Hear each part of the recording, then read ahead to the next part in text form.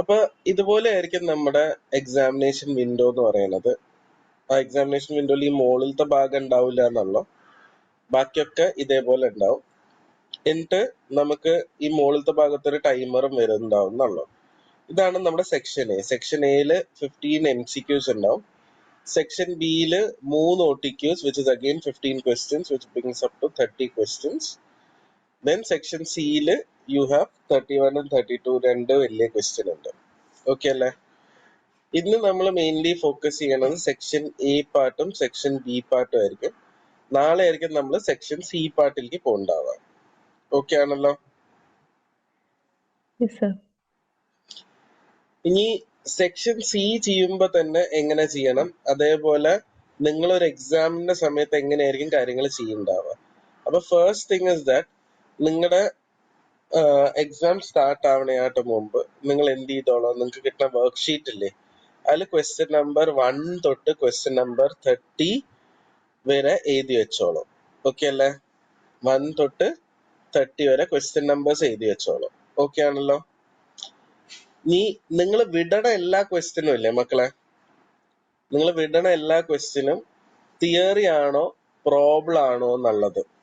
Okay, എന്താണോ എന്നുള്ളത്, theory ആണോ പ്രോബ്ലം ആണോ എന്നുള്ളത് നിങ്ങൾ എവിടെ എഴുതി വെക്കും മക്കളെ? ആ പേജിൽ എഴുതി വെക്കും. ഓക്കെ അല്ലേ? തിയറിക്ക് ടിയും പ്രോബ്ലത്തിന് പിന്നും ഇട്ടിട്ട് എഴുതി വെച്ചാൽ മതി. അത് കഴിഞ്ഞിട്ട് ചില ക്വസ്റ്റ്യൻസ് നിങ്ങൾ വിടുണ്ടാവും, നിങ്ങൾക്ക് ഒരു ഐഡിയ ഇല്ലാത്ത ക്വസ്റ്റ്യൻസ് ആയിരിക്കും. You won't know a thing about that question. ആ ക്വസ്റ്റ്യനെ നിങ്ങൾ എന്ത് ചെയ്യരുത്, ഫ്ലാഗ് ചെയ്യരുത്. നിങ്ങൾക്ക് ഇച്ചിരി ഡൗട്ട് ഉണ്ട് എന്നിട്ട് നിങ്ങൾ വിട്ട ക്വസ്റ്റ്യൻ ആണെങ്കിൽ, നിങ്ങളെ കൊണ്ട് സോൾവ് ചെയ്യാൻ പറ്റണ ക്വസ്റ്റ്യൻ ആണെങ്കിൽ ഫ്ലാഗ് ചെയ്ത് വെക്കാം. അപ്പൊ നിങ്ങളുടെ അവസാനത്തെ കുറച്ച് സമയം ബാക്കി വരൂലേ, അപ്പൊ തിരിച്ചു പോണ സമയത്ത് നിങ്ങൾ ഈ ഫ്ലാഗ് ചെയ്ത ക്വസ്റ്റ്യൻസ് ഓരോന്നെടുത്ത് നോക്കാണ്ട് ഫ്ലാഗ് ചെയ്ത ക്വസ്റ്റ്യൻസ് നോക്കിയിട്ട് നിങ്ങൾക്ക് ആ ടൈമിൽ തിയറി ആണോ ചെയ്യാനുള്ള ഒരു ഇതുള്ളത്, അല്ലെങ്കിൽ പ്രോബ്ലം ആണോ നിങ്ങൾ നല്ലതെന്ന് ഫോക്കസ് ചെയ്തിട്ട്, പ്രോബ്ലം ക്വസ്റ്റ്യൻസ് ആണ് നല്ലതെന്നുണ്ടെങ്കിൽ നിങ്ങൾ പ്രോബ്ലം ക്വസ്റ്റ്യൻ എടുത്തിട്ട് വേണം ചെയ്യാൻ വേണ്ടിയിട്ട്. So give your time for the best thing. Okay അല്ലേ?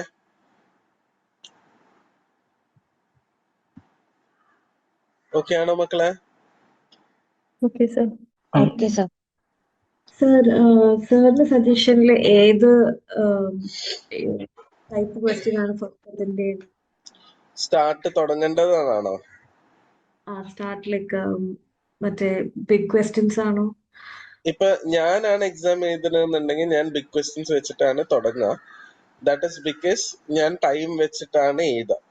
അപ്പൊ ഇഫ് 39 അല്ലെങ്കിൽ 40 മിനിറ്റ്സ് പാസ്റ്റ് ആയി കഴിഞ്ഞാൽ എനിക്കൊരു ക്വസ്റ്റ്യൻ എത്ര അറിയാണെങ്കിൽ ഞാൻ മുന്നോട്ട് അറ്റംപ്റ്റ് ചെയ്യൂല എന്നുള്ള ഉറപ്പ് എനിക്കുള്ളതുകൊണ്ട് I will start with section C.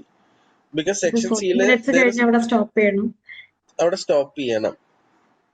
അത് നമ്മൾ തന്നെ ടൈമർ നോക്കി സ്റ്റോപ്പ് ചെയ്ത് അടുത്ത ക്വസ്റ്റ്യനിലേക്ക് പോകണം. Because that is the only time that we are getting. ആ 40 മിനിറ്റ്സ് നിങ്ങൾക്ക് തീർക്കാൻ പറ്റുന്ന എത്ര തീർത്തിട്ട് പിന്നെ എ പാർട്ടും ബി പാർട്ടും കംപ്ലീറ്റ് ചെയ്ത ടൈം ഉണ്ടെങ്കിൽ വന്ന് തീർത്തോ. എന്താണെന്ന് വെച്ചാൽ സി പാർട്ടിലില്ലേ സർപ്രൈസ് എലിമെന്റ് എന്ന് പറയുന്ന ഒരു സാധനമില്ല. ദാറ്റ് ഈസ് നമ്മൾ എന്ത് ചെയ്താലും അവിടെ വരാനുള്ളത് ഒരു റേഷ്യോ, പിന്നെ ഒരു ക്വസ്റ്റ്യനിൽ ഒരു കൺസോൾട്ടേഷനോ അല്ലെങ്കിൽ ഒരു സിംഗിൾ എൻറ്റിറ്റിയോ അല്ലേ. It is not that you see a question and അയ്യോ ഇതെങ്ങനെ വന്നു എന്ന ഷോക്ക് ഇല്ലല്ലോ. അവിടെ സ്ഥിരം വരുന്ന സാധനമല്ലേ വരുള്ളൂ. ഓക്കെ അല്ലേ?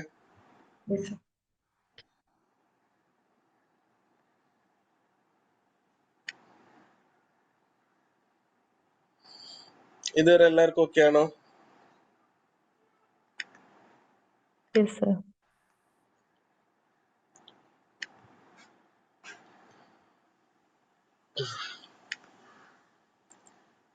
ബാക്ക് ടു നമ്മുടെ സെഷൻ. ഇന്ന് നമുക്ക് ആദ്യത്തെ 30 ക്വസ്റ്റ്യൻസ് ആണ് ചെയ്യേണ്ടത്. അപ്പൊ ഓരോന്നും നമുക്ക് ചെയ്യാം. നിങ്ങളും എൻ്റെ ഒപ്പം ഇരുന്ന് ചെയ്തോളൂ. എന്നിട്ട് നമുക്ക് നോക്കാം എവിടേക്കാണ് തെറ്റുകൾ വരാൻ ചാൻസ് ഉണ്ടായിരുന്നത്. ഓക്കെ അല്ലേ? ഈ ഇങ്ങനത്തെ ക്വസ്റ്റ്യൻ ഭയങ്കര മോശമായിട്ടുള്ള ക്വസ്റ്റ്യൻ ആണ്. Which 2 of the following requirements of preparing consolidated statements എന്ന് വെക്കണം. ഈ 2 വരുന്നത്, if it was a single question it was very easy, but when they tell you to mark 2, there are chances that you may mark the wrong question. അല്ലേ? Yes, sir.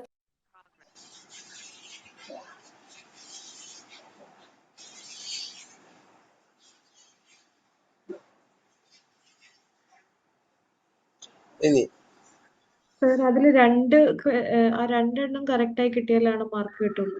രണ്ടെണ്ണം correct ആയി കിട്ടിയാലാണ് mark കിട്ടുള്ളൂ. Okay okay അല്ലേ?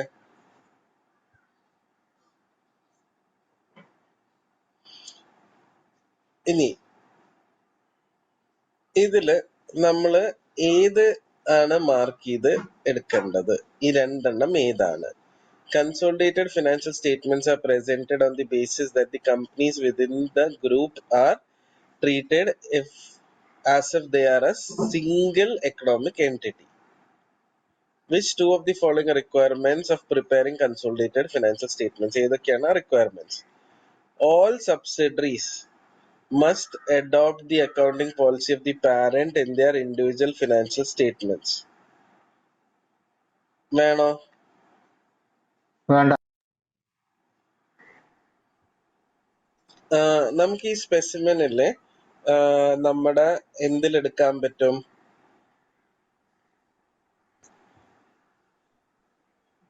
Practice പ്ലാറ്റ്ഫോമിൽ പോയിട്ട് നമുക്ക് assign ചെയ്യാൻ പറ്റും സ്പെസിമെൻ എന്ന് പറഞ്ഞിട്ട്. FR specimen ഒരെണ്ണമുള്ള. ഓക്കെ അല്ല, അതൊരു ഫുൾ 100 മാർക്ക് സാധനമാണ്. ഓക്കെ, അപ്പൊ ഏതൊക്കെയാ മക്കളെ? ആദ്യത്തെ വരണോ?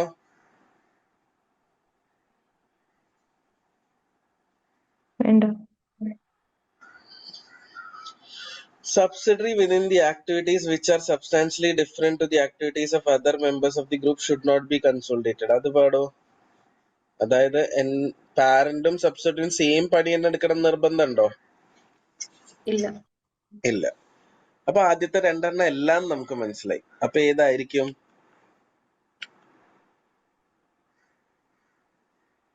രണ്ടെണ്ണം ചോദിച്ചാലേക്ക് അവസാനത്തെ രണ്ടെണ്ണം അല്ലേ? All entity financial statements within the group should normally be prepared to the same accounting year end prior to consolidation. Normally be prepared within the same accounting year എന്നേ പറഞ്ഞിട്ടുള്ളൂ. ഓക്കെ അല്ലേ? പിന്നെ unrealized profit within the group must be eliminated from the consolidated statement. Correct അല്ലേ? Yes.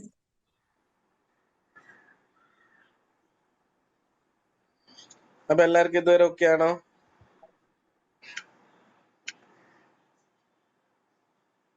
മക്കളെ Yes, sir.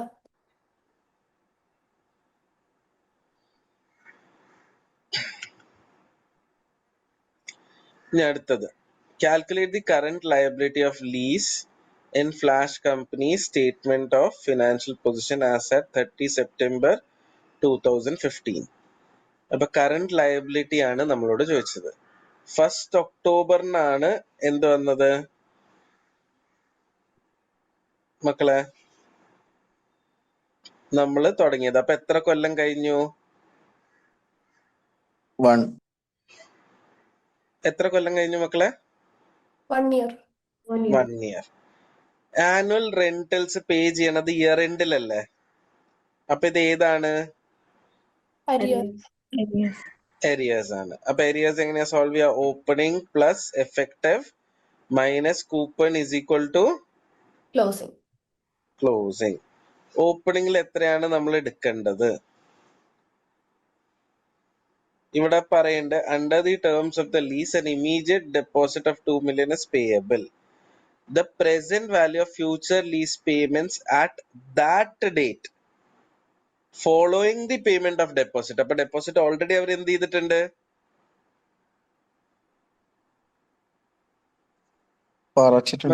കുറച്ചിട്ടുണ്ട്. അത് ഭയങ്കര important line ആട്ടോ. അത് മനസ്സിലായില്ലെങ്കിൽ നിങ്ങൾ എന്ത് ചെയ്യും? പോയിട്ട് ആ 25 എന്ത് കുറയ്ക്കും? 2000. എന്ത് കുറയ്ക്കും മക്കളെ? 2 million. 2 2 million million കുറയ്ക്കും. അങ്ങനെ കുറയ്ക്കാൻ പാടോ? ഇല്ല. ഇല്ല. അപ്പൊ നമ്മുടെ ഇത് opening plus effective minus coupon is equal to closing. Opening എത്രയാണ്? 25,000. എഫക്റ്റീവ് റേറ്റ് എത്രയായിരുന്നു?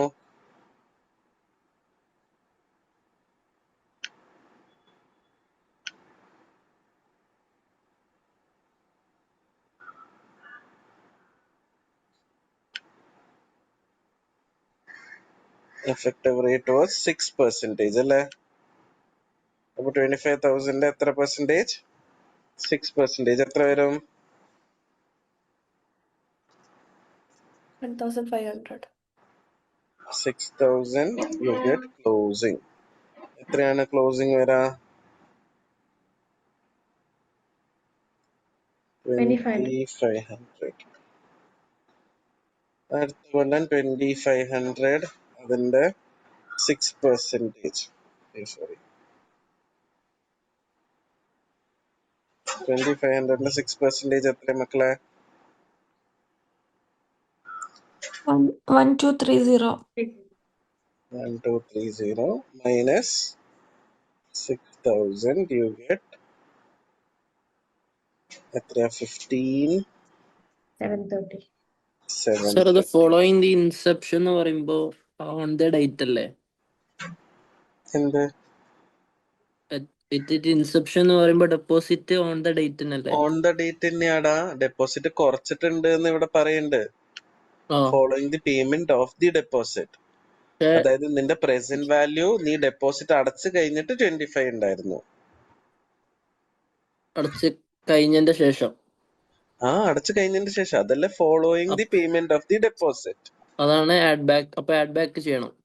എന്തിനാ ആഡ് ബാക്ക് ചെയ്യണം? വേണ്ട.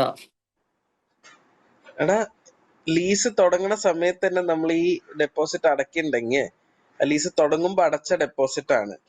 അത് ആഫ്റ്റർ ലീസ് കമൻസ്മെന്റ് ഡേറ്റ് അല്ല. ആ ഓക്കെ. ഓക്കെ അല്ലേ?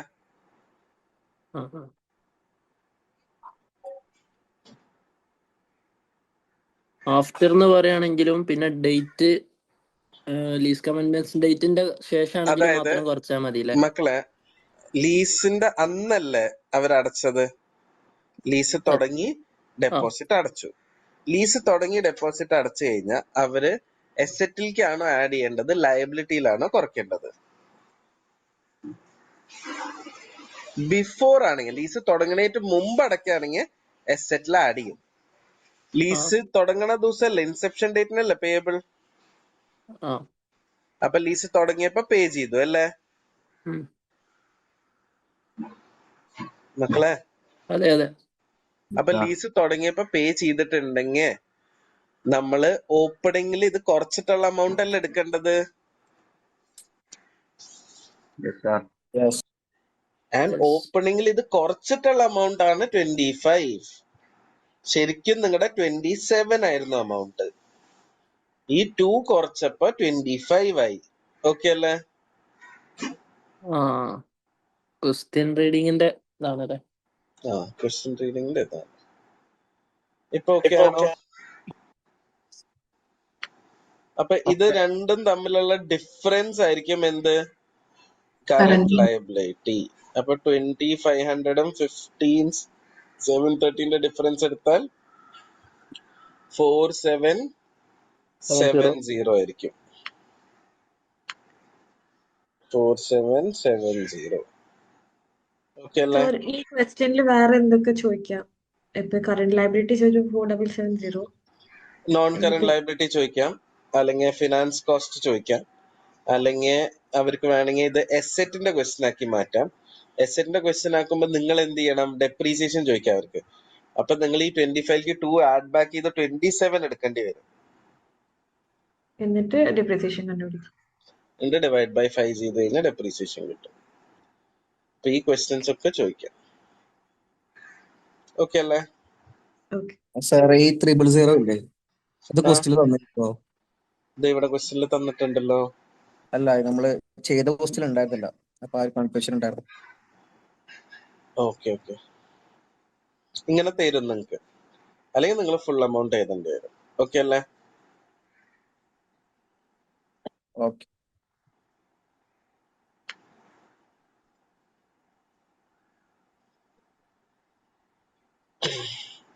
അടുത്തത്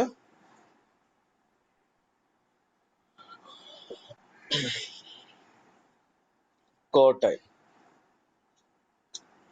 കോട്ടൈൽ എന്താണ് അവര് പറയണത്? Cocktail is a jewelry retail business which is highly seasonal. For the year ended 30 September 2015, Cocktail Company assessed its operating performance by comparing selected accounting ratios with those of its business sector average. Okay? Assume that the business sector is meaningful representation of Cocktail's business. Which two of the following circumstances may invalidate the comparison of Cocktail's ratio for its year ended 30th September with those of its sector average? അപ്പൊ ഇവരിവിടെ പറയണതേ എന്താണ്?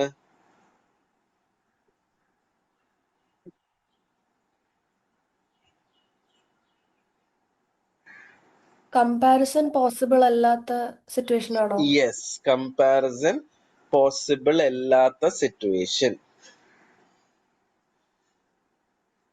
Okay. In current year, Cocktail has experienced significant rising cost for purchases. അതുകൊണ്ട് compare ചെയ്യാൻ പറ്റാണ്ടിരിക്കോ? ഇല്ല. Compare ചെയ്യുമ്പോഴാണ് നമുക്ക് പറയാൻ പറ്റുക ഈ വട്ടം പർച്ചേസിന്റെ പ്രൈസ് കൂടിയിട്ടുണ്ട് അല്ലേ? പ്രൈസ് കൂടിയോണ്ട് കമ്പയർ ചെയ്യാണ്ടിരിക്കാൻ പറ്റോ? ഇല്ല. പക്ഷെ ഇവിടെ sector average figures whose year end is between 1st July 2015 and 30th September 2015. നമ്മുടെ കോട്ടൈൽ for the year ended 30th September 2015. ഓക്കെ, ഇവരുടെ പക്ഷെ ഇയർ എൻഡ് എന്നാണ്? Between 1st July 2015 and 30th September 2015 ആണ്. അപ്പൊ നമ്മുടെ കമ്പാരിറ്റീവ്സ് കറക്റ്റ് ആയിരിക്കോ? ഇല്ല. അല്ല. അങ്ങനെയാണെങ്കിൽ നമുക്ക് ഇത് രണ്ടും കമ്പയർ ചെയ്തിട്ട് കാര്യമുണ്ടോ? അവര് വേറെ ഇയറിന്റെയും നമ്മൾ വേറെ ഇയറിന്റെയും പോലെയല്ല എടുക്കണ്ടാവുക, അല്ലെങ്കിൽ കുറെ മന്ത്സിന്റെ വ്യത്യാസം ഉണ്ടാവില്ലേ മക്കളെ?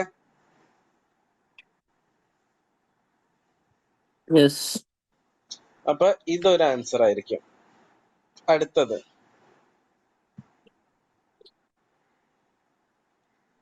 Cocktail does not revalue its property, but it is aware that other entities in the sector do. അപ്പൊ അക്കൗണ്ടിങ് പോളിസീസ് ഡിഫറെന്റ് ആണ് അല്ലേ?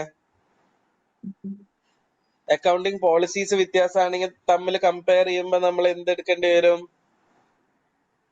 കറക്റ്റ് ആയി കിട്ടോ? ഇല്ല. അപ്പോഴാണ് യൂഷ്വലി നമ്മൾ പോളിസി ഏതിന്റെ പോലെ ആക്കുക, കമ്പാരിറ്റീവിന്റെ പോലെ ആക്കിയിട്ട് റീസ്റ്റേറ്റഡ് റേഷ്യോസ് ഒക്കെ കണ്ടുപിടിക്കണത്. പക്ഷെ നോർമലി കമ്പയർ ചെയ്താൽ കറക്റ്റ് ആയിരിക്കോ? ഇല്ല. ഇല്ല. അപ്പൊ ഇത് രണ്ടുമാണ് ആൻസർ. ഇനി ഇതും കൂടി നോക്കാം. During the year ended Cocktail discovered an error relating to inventory count. This error was correctly accounted for in the financial statement for the current year end. അങ്ങനെയാണെങ്കിൽ പ്രശ്നമില്ലല്ലോ, അത് കറക്റ്റ് ചെയ്തില്ലേ? യെസ്. പറയൂ.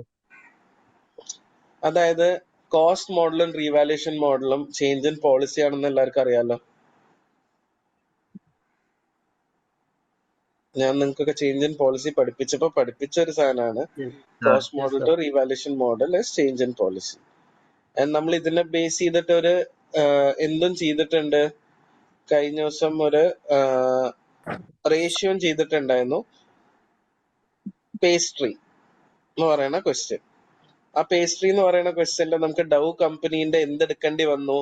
റീസ്റ്റേറ്റഡ് എടുക്കേണ്ടി വന്നു. വൈ? ബിക്കോസ് കുക്ക് കമ്പനിയും ഡൗ കമ്പനീന്റെയും പോളിസികൾ വ്യത്യാസമായിരുന്നു. അപ്പൊ direct compare ചെയ്യണത് ശരിയല്ല എന്ന് പറഞ്ഞിട്ട്, അതുകൊണ്ടാണ് നമ്മളെ കൊണ്ട് എന്തെടുപ്പിച്ചത്? റീസ്റ്റേറ്റ് ചെയ്യിപ്പിച്ചത്. അപ്പൊ ഇവിടെ അവര് നമ്മളോട് ചോദിക്കാണ്, ഏത് സർക്കംസ്റ്റാൻസിൽ കമ്പാരിസൺ നല്ലതായിരിക്കൂല. അപ്പൊ when policies are different comparison perfect ആവോ? ഇല്ല. ഓക്കെ ഇവിടെ പോളിസി ചേഞ്ച് ആയിക്കുന്ന എങ്ങനെയാ മനസ്സിലാവുക? ദേടാ ഇവിടെ പറഞ്ഞു ക്വാർട്ടൈൽ ഡസ് നോട്ട് റീവാല്യൂ, പക്ഷെ ബാക്കി എല്ലാ entities in the sector do. അപ്പൊ എല്ലാരും റീവാലുവേഷൻ ചെയ്യുന്നുണ്ട്, നിങ്ങൾ മാത്രമാണ് ചെയ്യാത്തത്. ഓക്കെ അല്ലേ? അല്ലാണ്ട് അവരെപ്പോഴും പോളിസി മാറിയെന്ന് എടുത്ത് പറയില്ല, അത്രയും എളുപ്പാക്കൂല. ഓക്കെ അല്ലേ? ഇനി ഇവിടെ ഒരു എറർ ഉണ്ടായിരുന്നു തന്നെ, അവരെ എറർ തിരുത്തി എന്ന് പറയുകയാണെങ്കിൽ പിന്നെ കമ്പയർ ചെയ്യാൻ എന്താണ് പ്രശ്നം?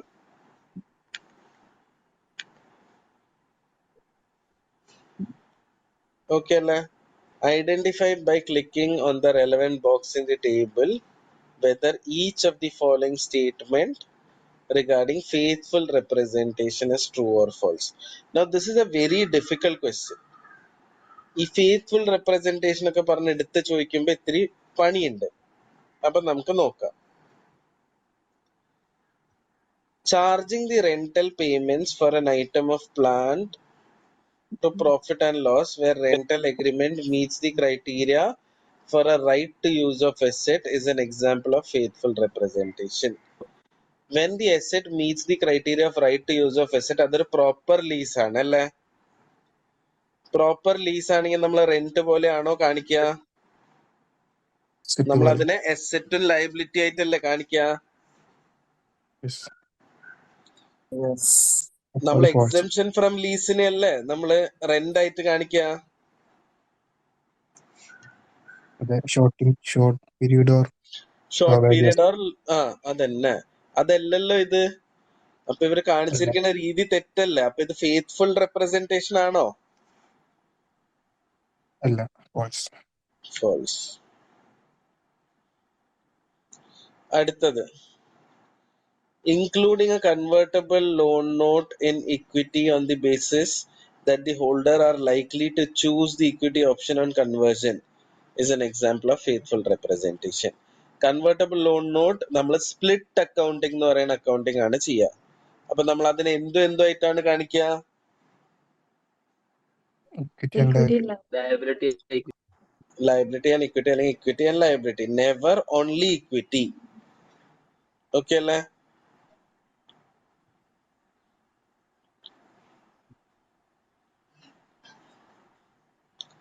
ഇതുവരെ ഓക്കെ ആണോ? അവര് വെറും ഇക്വിറ്റി ആണ് മാത്രം പറയുന്നത്. Choose the option including the convertible loan note in equity on the basis that the holder is likely to choose the equity option. അവര് മൊത്തം ഇക്വിറ്റിയിൽ കാണിച്ചു, അവർ ഇക്വിറ്റി ഓപ്ഷൻ ചൂസ് ചെയ്യുമെന്ന് വിചാരിച്ചിട്ട്. അത് ശരിയല്ലല്ലോ.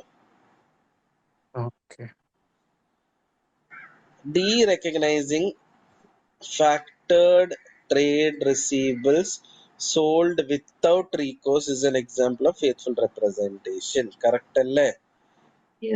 വിത്തൗട്ട് റീകോഴ്സ് എന്ന് പറയുമ്പോ നമ്മൾ പിന്നെ receivables കാണിക്കോ?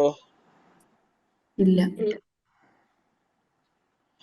Treating redeemable preference shares as a part of equity in the statement of financial position is an example of faithful representation. Redeemable preference shares എന്ന് പറയുന്നത് ഇക്വിറ്റി അല്ല, ലയബിലിറ്റി ആണ്.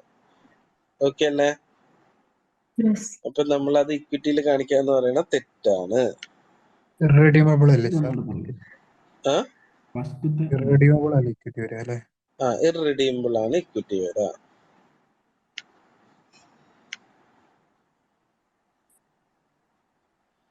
ഓക്കെ ആണോ?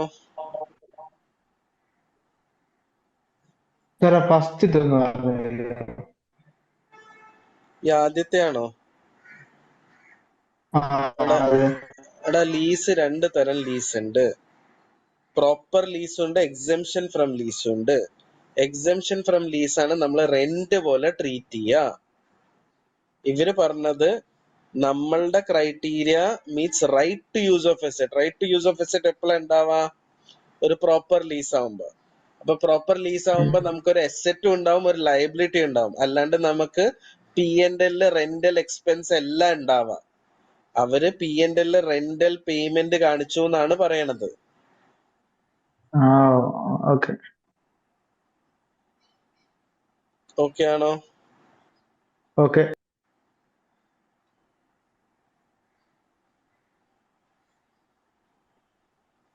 സർ, ആ സെക്കൻഡില് അവര് പറയണ ലൈക്ലി ടു ചൂസ് അല്ലേ പറയണ, likely to choose the equity option. They uh will choose എന്നല്ലല്ലോ പറയണേ. അപ്പൊ അതല്ല, അതെങ്ങനെ മുകളിലുള്ളതാണ് പ്രശ്നം. Including convertible loan note in എന്ത്? Equity? If they were telling that including convertible loan note and splitting it to equity and liability എന്ന് പറഞ്ഞാൽ അത് correct. ഇവിടെ വെറും ഇക്വിറ്റി എന്നാ പറയണല്ലോ. ഈ ലൈക്ലി ടു ചൂസിന് ഒരു കാര്യമില്ല ഇവിടെ. അവര് പറയണത് ഭാവിയിൽ ഇവർ ഇക്വിറ്റി ചൂസ് ചെയ്യാനുള്ള ചാൻസ് കൂടുതലുള്ളതുകൊണ്ട് ഇവർ ഇന്നേ ഇക്വിറ്റി മാത്രമായിട്ട് കാണിച്ചു എന്നാണ്. ഓക്കെ മനസ്സിലാവുണ്ടോ? ഓക്കെ. ആ ഉണ്ട്. അതായത് നിങ്ങൾ ആലോചിക്കേണ്ടത് എന്താ, ഞാൻ എങ്ങനെയാണ് കൺവേർട്ടബിൾ ലോൺ നോട്ട് ചെയ്യാ? നിങ്ങൾ എങ്ങനെയാ ചെയ്യാറ്? ഇക്വിറ്റിയും ലയബിലിറ്റിയും ആക്കി സ്പ്ലിറ്റ് ചെയ്യും ഇല്ലേ? യെസ്. ഇവരിവിടെ സ്പ്ലിറ്റിന്റെ കഥ പറഞ്ഞോ? ഇല്ല. സ്പ്ലിറ്റ് ചെയ്യണ്ടേ? വേണം. അതുകൊണ്ടാണ് തെറ്റിയത്. ഓക്കെ. ഓക്കെ ആ യെസ്. Thank you. ഓക്കെ. ഇനി അടുത്തത്, parent sells goods to its 80% owned subsidiary during the financial year അല്ലേ? Some of which remain in the inventory at the end. Match the journal entries എന്നാണ് പറയണത്. എങ്ങനെയാണ് match ചെയ്യാ? Group retained earnings debit, Inventories credit. inventories credit. Group retained earnings നമ്മൾ എന്ത് ചെയ്യും? Debit ചെയ്യും. പിന്നെ ഇൻവെന്ററീസ് നമ്മൾ എന്ത് ചെയ്യും? ക്രെഡിറ്റ് ചെയ്യും അല്ലേ?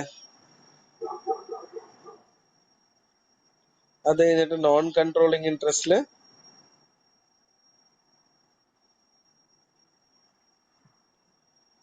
No adjustment. ഓക്കെ ആണോ?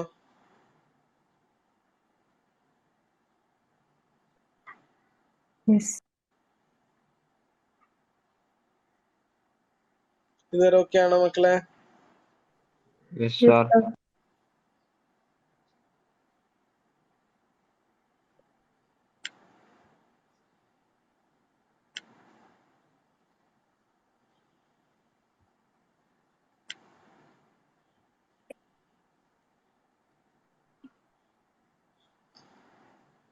Which of the following criticism does not apply to historical cost financial statements during the period of rising prices? Okay. ഇതിന്ന് ഏത് ക്രിറ്റിസിസം, അതായത് ഹിസ്റ്റോറിക്കൽ കോസ്റ്റിന് നമ്മള് മോശം പറയൂലേ, അതില് ഏത് ഹിസ്റ്റോറിക്കൽ കോസ്റ്റിന്റെ മോശം എല്ലാന്നാണ് ചോദിക്കണത്.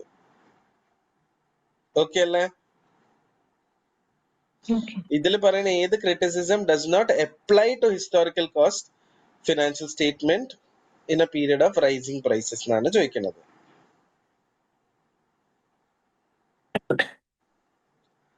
ഒന്ന്, they contain mixed values. Some items are at current value, some items are at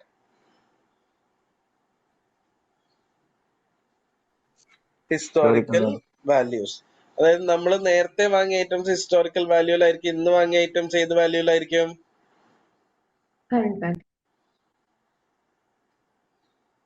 okay അല്ലേ? ഒരു സെക്കൻഡ് കേട്ടോ, ഞാൻ ചാർജർ ഒന്ന് കണക്ട് ചെയ്യട്ടെ. അപ്പൊ ഇതിന്ന് ഏതായിരിക്കും? ആദ്യത്തെ ആണോ? അല്ല. They are very difficult to verify because transaction could have happened many years before. ആണോ മക്കളെ? വെരിഫൈ ചെയ്യാൻ പറ്റാണ്ടിരിക്കോ? ഇല്ല.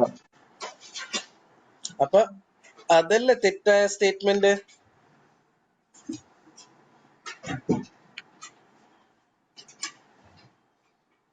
മക്കളെ യെസ്.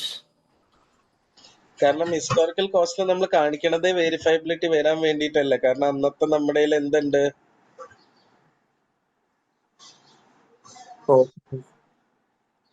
അന്നത്തെ നമ്മുടെ കയ്യിൽ എന്തുണ്ട് മക്കളെ? ഇൻവെന്ററി വാങ്ങിയതിന്റെ ഒക്കെ എന്തുണ്ട്? അല്ലെങ്കിൽ അന്നത്തെ ട്രാൻസാക്ഷൻ നടന്നതിന്റെ എന്തുണ്ട്? പ്രൂഫ് ഉണ്ട്, ബില്ലുണ്ട്, എന്തെങ്കിലും ഉണ്ട്. അപ്പൊ വെരിഫൈ ചെയ്യാൻ പറ്റുന്നല്ലേ പറയേണ്ടത്, അല്ലാണ്ട് പറ്റൂല എന്നല്ലല്ലോ. അവർ അസറ്റ്സിനെ അണ്ടർ സ്റ്റേറ്റ് ചെയ്ത് പ്രോഫിറ്റിനെ ഓവർ സ്റ്റേറ്റ് ചെയ്യോ? യെസ്, കാരണം അസറ്റ് പഴയ വാല്യൂലായിരിക്കും. ഓക്കെ അല്ലേ? They overstate the gearing ratio. Yes, കാരണം എന്താ? ഇക്വിറ്റി കുറവായിരിക്കും. ഇക്വിറ്റി എങ്ങനെയാ കുറയണെന്ന് മനസ്സിലായോ? അസറ്റ് പഴയ വാല്യൂലാണെങ്കിൽ ഡെപ്രീസിയേഷൻ ചെറുതായിരിക്കും. ചെറിയ ഡെപ്രീസിയേഷൻ ആണെങ്കിൽ പ്രോഫിറ്റ് പ്രൊവൈഡ്. അതായത് ഗിയറിംഗ് റേഷ്യോ എങ്ങനെയാണ് ഓവർ സ്റ്റേറ്റ് ആവണെന്നാണ് ചോദിക്കണത്. പറയ്.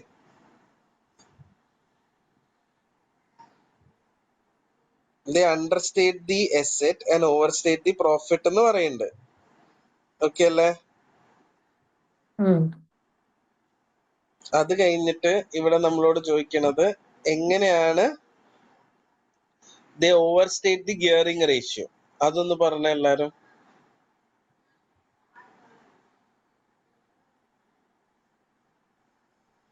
അസറ്റ് അണ്ടർ സ്റ്റേറ്റഡ് അല്ലേ മക്കളെ? മക്കളെ അസറ്റ് കുറഞ്ഞാൽ ഇക്വിറ്റി എന്താവും? അപ്പൊ ഓട്ടോമാറ്റിക്കലി ഗിയറിംഗ് എന്താവും? കൂടും. ഓക്കെ അല്ലേ?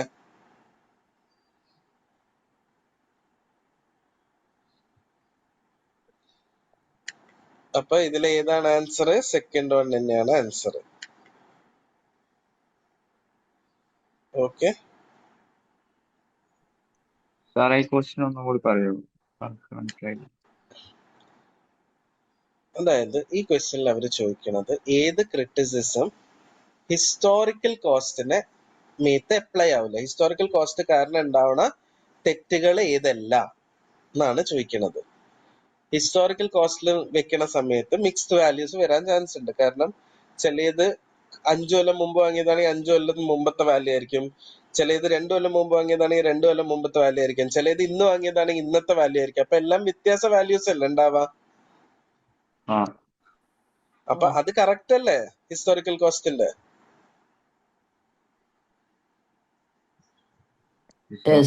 ഡൗട്ട് ചോദിച്ച ആള് റിപ്ലൈ ആക്കൂട്ടാ.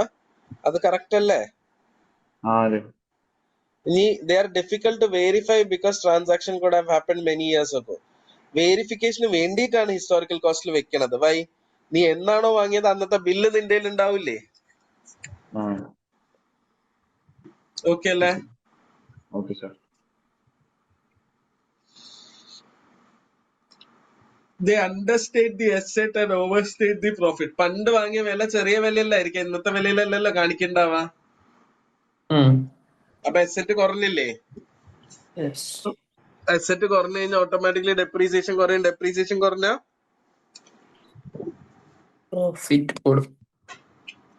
കൂടും. ഓക്കെ ആണോ? Okay sir.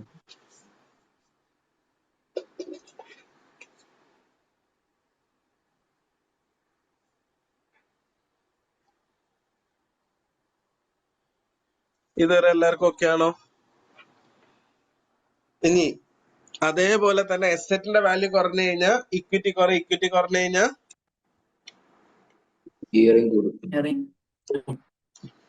ഗിയറിംഗ് കൂടും. അപ്പൊ 2 ആയിരുന്നു ആൻസർ. ഓക്കെ അല്ലേ?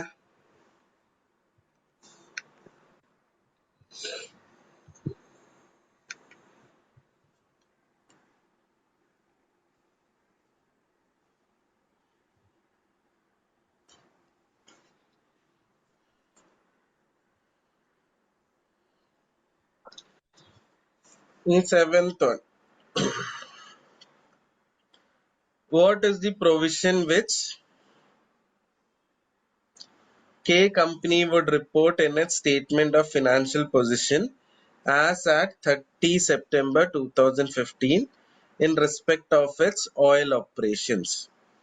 Provision ആണ് ചോദിച്ചത് അല്ലേ മക്കളെ? അത് നിങ്ങൾക്ക് ഓർമ്മ ഉണ്ട്? ഇതുപോലത്തെ ഒരു ക്വസ്റ്റ്യൻ എവിടെ ഉണ്ട്? കപ്ലാനിലും Explorer TPP-യിലും question. ആയിട്ടുണ്ട് നമുക്ക് സെയിം ക്വസ്റ്റ്യൻ. പക്ഷെ അതില് 2 കാര്യങ്ങൾ ഉണ്ടായിരുന്നില്ല, ഒരെണ്ണേ ചോദിച്ചിട്ടുള്ളൂ. അപ്പൊ നമ്മൾ എന്ത് ചെയ്യണം മക്കളെ? 30 million into 0.68 ചെയ്ത് കഴിഞ്ഞാൽ നമ്മൾ ഏത് ഡേറ്റിന് എത്തും? 1st October 2000. 30 million, that is 30,000 into 0.68. അപ്പൊ എത്ര വരും നോക്കിയേ? 2400. 1st October അല്ലേ എത്തിയിട്ടുള്ള മക്കളെ? 2400-ല് നമുക്ക് ഏത് ഡേറ്റിന് എത്തേണ്ടത്? 2015. എത്ര കൊല്ലം കഴിഞ്ഞിട്ടാണ്? 1 year അല്ലേ? അപ്പൊ 2400 ഒപ്പം എത്ര പെർസെന്റേജ്? 8. എത്ര വരുന്നൊന്ന് പറഞ്ഞേ? 1632. 1632.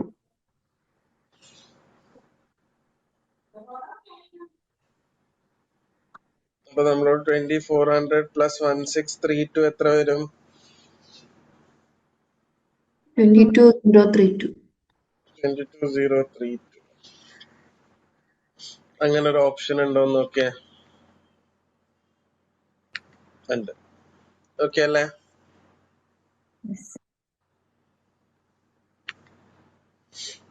അവിടെയും ഇവിടെയും സെയിം സാധനമായിട്ടാ മക്കളെ ചെയ്യാനുണ്ടായിരുന്നത്. അപ്പൊ ഇതിനെയാണ് നമ്മൾ സിമിലർ ക്വസ്റ്റ്യൻ എന്ന് പറയണത്.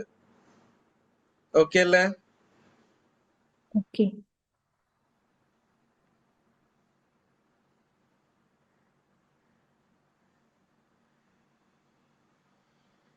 Which of the following is an example of intangible asset that may be recognized separately from goodwill in a group consolidated financial statement at the date of acquisition of a new subsidiary? പുതിയ സബ്സിഡറിന്റെ ഗുഡ്വില്ലിന്റെ ഉള്ളിലായിട്ട് recognise ആവാണ്ട് separate ഒരു intangible asset ആയിട്ട് recognise ആവുന്നത് ഏതൊക്കെ? ഇപ്പൊ ഇവിടെ നോക്ക്. A research project which the subsidiary had correctly expensed to profit and loss, but the directors of the parent have reliably assessed that they have a substantial fair value. അപ്പൊ parent എന്ത് പറഞ്ഞു?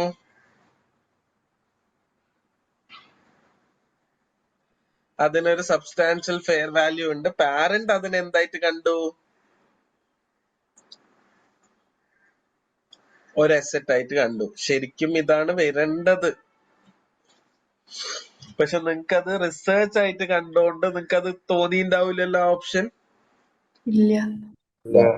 ഇനി ബാക്കിയുള്ള ഓപ്ഷൻസും കൂടി നമുക്ക് വായിക്കാം. Global advertising campaign which concluded in the previous financial year and from which benefits are expected to flow in the future. Advertising campaign എന്ന് പറയുന്നത് മാർക്കറ്റിംഗ് കോസ്റ്റ് ആണ്, which is an expense in P&L. Okay അല്ലേ?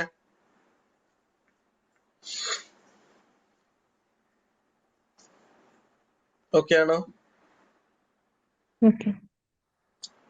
പിന്നെ a contingent asset of subsidiary from which parent believes a flow of future economic benefit is possible. Contingent asset നമുക്ക് കാണിക്കാൻ പറ്റോ? ഇല്ല. ഇല്ല. അപ്പൊ customer list which the directors are unable to value reliably. Customer ലിസ്റ്റിന് മാത്രം പറയുകയാണെങ്കിൽ അത് ആൻസർ ആയേട്ടാ. അതിനെ വാല്യൂ ചെയ്യാൻ പറ്റിയില്ലെങ്കിൽ അവർക്ക് അതിനെ അസറ്റ് ആയിട്ട് കാണിക്കാൻ പറ്റോ സെപ്പറേറ്റ് ആയിട്ട്?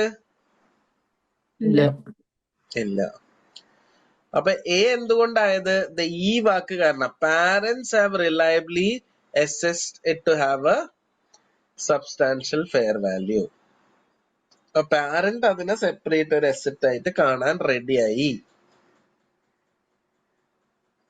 ഓക്കെ അല്ലേ? ഈ സി എന്തുകൊണ്ടാവാത്തൊന്നുകൂടി പറഞ്ഞുതരും. കണ്ടീജന്റ് അസറ്റ്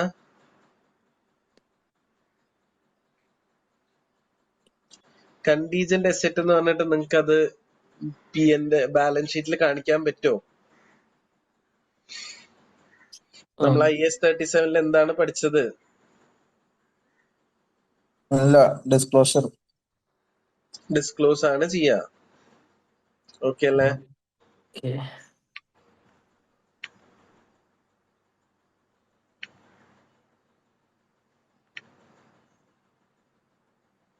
അടുത്തത്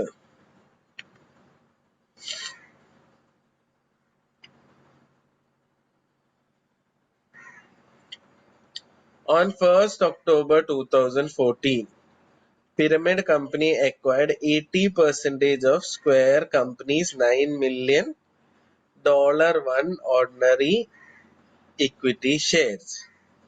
Okay. At that date, Square had an item of plant with a fair value of $3 million more than the amount of its carrying amount, and the remaining useful life was 5 years. ഇത് എന്തിന്റെ question ആണ്? കൺസോൾട്ടേഷന്റെ. നമ്മളോട് എന്താ ചോദിച്ചത്? at what amount should non-controlling interest be valued in Pyramids Group? A fair value of non-controlling interest. Fair value of NCA എത്രയാണ് മക്കളെ? 9 million 80% നമ്മളല്ല വാങ്ങിയത്. 9 million എത്ര പെർസെന്റേജ്? 20%. ഇൻടു ഷെയർ പ്രൈസ് എത്രയാ?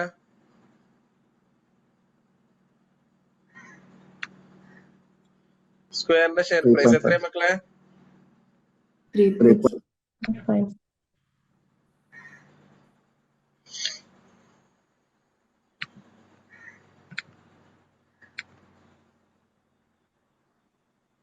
എത്ര വരും?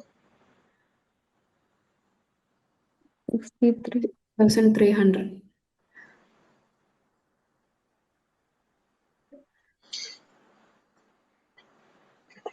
അടുത്തത് പ്രോഫിറ്റ് ഫോർ ദി ഇയർ ഉണ്ടാവില്ല. 8 million. എത്രയാ? 8 8 million. million. ഇവര് വാങ്ങിയത് എന്നാ? 1st October അക്വയർ ചെയ്തത്. ഓക്കെ. അപ്പൊ ഫുൾ ഇയർ പ്രോഫിറ്റ് ഉണ്ട്. അപ്പൊ ആ പ്രോഫിറ്റ് പിന്നെ എന്തെങ്കിലും ഉണ്ടോ? ഒരു പ്ലാന്റ് ഉണ്ടായിരുന്നു അല്ലെ? ഫെയർ വാല്യൂ അഡ്ജസ്റ്റ്മെന്റ് ആയിട്ട് എത്രയായിരുന്നു? 3 million 5 years ലൈഫ്. ഓക്കെ.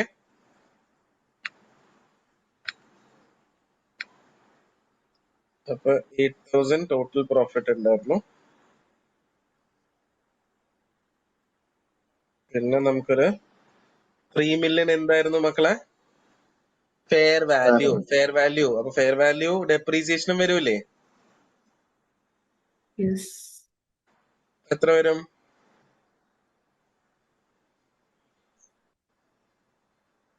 പറയൂ മക്കളെ, എത്ര വരും? 600. 100. അപ്പൊ 8,000 600 കുറച്ച് കഴിഞ്ഞാൽ നമുക്ക് എത്ര കിട്ടും? 7400. അതിന്റെ എത്ര പെർസെന്റേജ്? 20%. അപ്പൊ അത് എത്രയാ?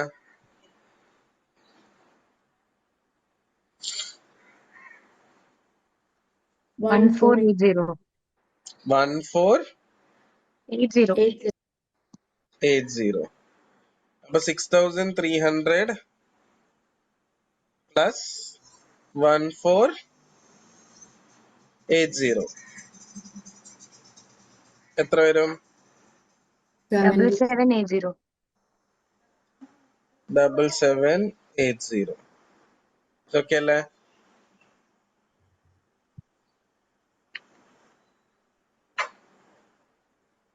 ഡബിൾ 780. ഓക്കെ. അപ്പൊ ഇവിടെ നമ്മള് വർക്കിംഗ് നോട്ട് നമ്പർ ഏതാ സോൾവ് ചെയ്തത്? 4. 4. Fair value of NCI. അതാണ് ആദ്യത്തെ 6300. ഓക്കെ അല്ലേ? പിന്നെ അടുത്തത് PARE at NCI പെർസെന്റേജ്. അതായിരുന്നു എത്ര? 1480. പറയ മക്കളെ. അവിടെ പ്രോഫിറ്റ് PRE കാണുമ്പം ആ പ്രോഫിറ്റ് പിന്നെ ഡയറക്ട്ലി ആ ഡിപ്രിസിയേഷൻ ഇതാക്കിയാൽ മതി. PRE കാണുമ്പോ ഞാൻ പറഞ്ഞിട്ടുണ്ടല്ലോ വർക്കിംഗ് നോട്ട് 4ന്റെ PREയും എന്തും സെയിം ആണെന്ന്. ഒരു കാര്യവും സെയിം ആണെന്ന് ഞാൻ പഠിപ്പിച്ചിട്ടുണ്ടായിരുന്നു.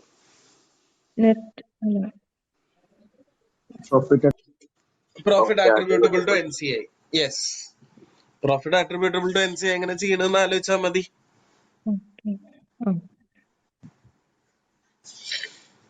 അതിനാണ് ആ ചെറിയ ചെറിയ കാര്യങ്ങൾ ഞാൻ ക്ലാസ്സിൽ പറഞ്ഞത്. So that it would be easy for you all to think it when it comes to MCQ. ഇതേ MCQ കപ്ലാനിലുണ്ട്, വ്യത്യാസ നമ്പേഴ്സ് ആണെന്നുള്ളൂ. ഓക്കെ അല്ലേ? കാരണം നമ്മൾ ഫെയർ വാല്യൂ അഡ്ജസ്റ്റ്മെന്റ് ആഡ് ചെയ്യില്ല, അപ്പൊ ഇവിടെ ആഡ് ചെയ്തില്ല ഒരു ഇത് വരില്ല, അഡ്ജസ്റ്റ്മെന്റ് മാറില്ല. എടാ ഫെയർ വാല്യൂ അഡ്ജസ്റ്റ്മെന്റ് ആഡ് ചെയ്യും, അത് രണ്ട് സ്ഥലത്തും വരൂല, ആക്വിസിഷൻ റിപ്പോർട്ടിംഗിലും വരും ഇല്ലേ? അങ്ങനെയാണെങ്കിൽ അവിടെ ഒരു ഡിഫറൻസ് ഉണ്ടാ? PREനെ എഫക്ട് ചെയ്യോ? എമൗണ്ടില് മാറ്റാൻ കഴിയില്ല. ശരി, അതും വെച്ച് ചെയ്ത് കാണിച്ചു തരാം. അല്ല വേണ്ട, ഞാൻ ചെയ്തു. അല്ലല്ല കുഴപ്പമില്ല, അപ്പൊ നിങ്ങക്ക് ആ ഡൗട്ട് മാറുമല്ലോ. ഇത് മാറ്റിക്കോട്ടെ. അക്വിസിഷൻ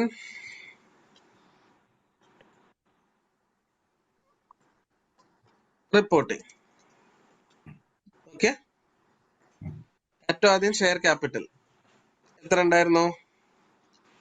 9,000.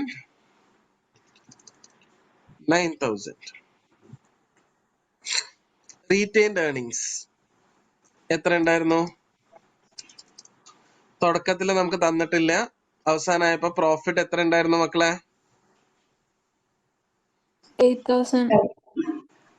8,000. ഓക്കെ.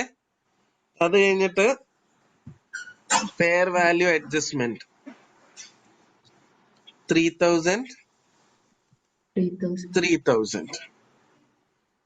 പിന്നെ ഫെയർ വാല്യൂ ഡെപ്രീസിയേഷൻ എത്രയെന്നാ? ഡെപ്രീസിയേഷൻ -600. അപ്പൊ ടോട്ടൽ ഓക്കെ എത്രയായിരുന്നു? 9,000 പ്ലസ് 3,000 is 12,000. ഇവിടെ എത്രയാണ് മക്കളെ? ഒന്ന് ടോട്ടൽ പറഞ്ഞുതരോ? 90,400.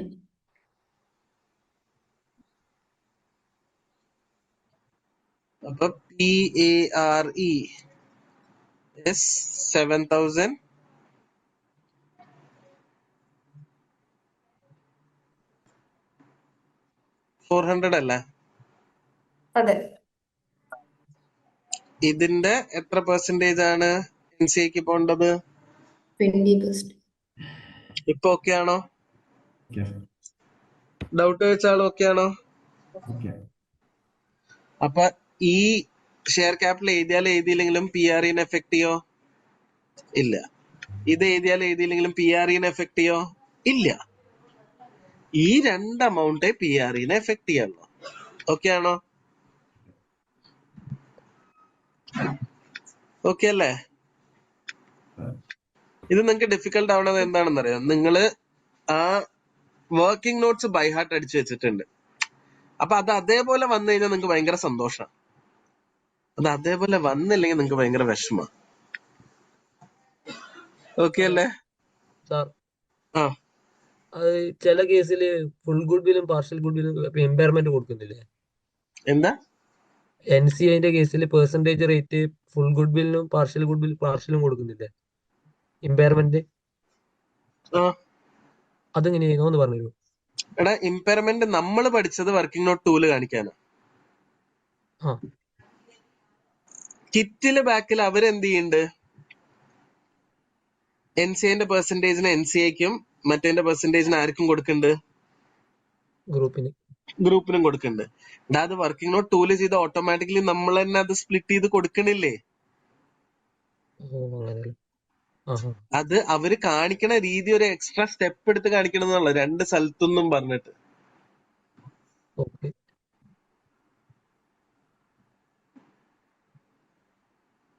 ഓക്കെ അല്ലേ? ഓക്കെ.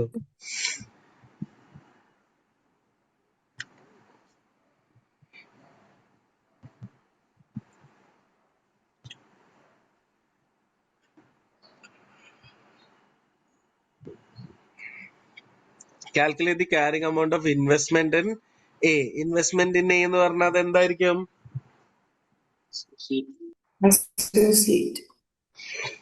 അസോസിയേറ്റിന്റെ ഇൻവെസ്റ്റ്മെന്റ് ഇൻ അസോസിയേറ്റ് എങ്ങനെ കണ്ടുപിടിക്കുക? Cost of investment.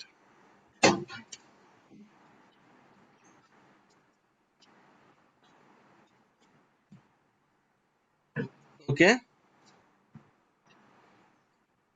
പിന്നെ പ്രോഫിറ്റിന്റെ ഷെയർ അല്ലേ?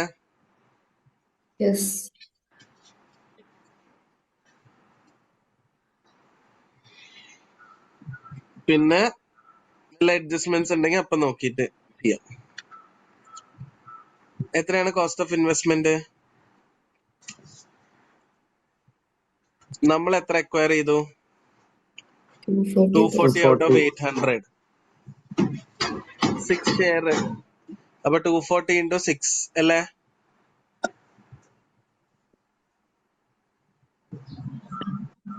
Yes. 240 into 6 എത്രയാ?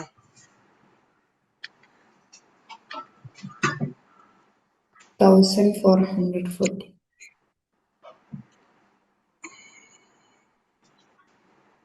എത്ര? 240 ആണോ എടുക്കേണ്ടത്? 240 into 6 എത്ര വരുന്നുണ്ട്?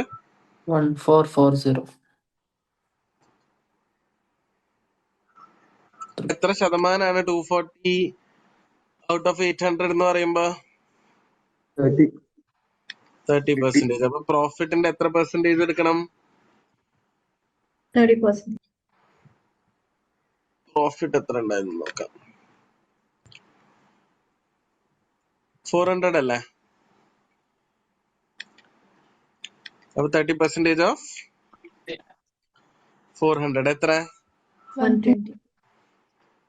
120. പിന്നെ ഡിവിഡൻസ് ഉണ്ട് എന്ന് പറഞ്ഞു. ഡിവിഡൻസ് നമ്മൾ എന്ത് ചെയ്യും?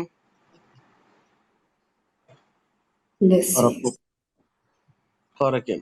ഫുൾ ഡിവിഡൻസും കുറയ്ക്കോ? പെയ്ഡ് ഡിവിഡൻസ് ഓഫ് 150 എന്നാ പറയുന്നത്. 150 ഫുള്ള് കുറയ്ക്കോ? 30%. 150ന്റെ വെരി ഗുഡ് 30%.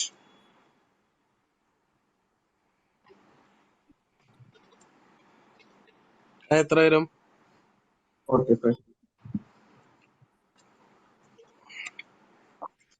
നമ്മുടെ ആൻസർ എന്ന് പറയുന്നത് 1440 പ്ലസ് 120 മൈനസ് 45. 1515.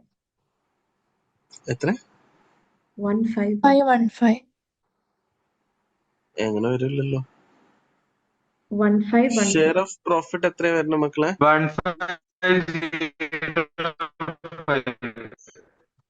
1.52 വരും ഉത്തരം. 1605 അല്ലേ? 1505 ഇല്ലല്ല, -8. ഒരു സെക്കൻഡ് ഒന്ന് നോക്കട്ടെ. 1515 ആണോ? സാറേ 1515 ആണ്. മില്യനകത്ത് 1.52 വരും.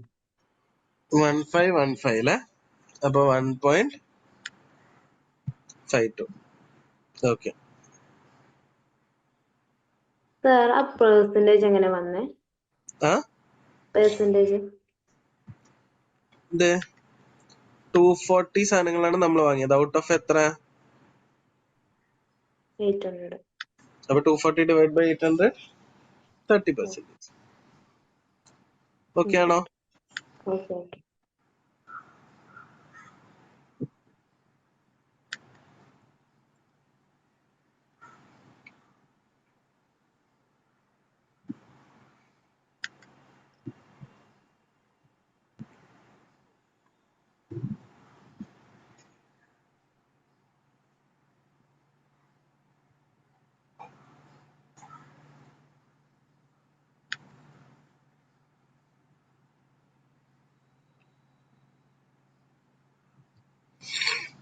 പറയ്, ഏതൊക്കെയാണ്? Initial carrying amount of plant എങ്ങനെയായിരിക്കണം?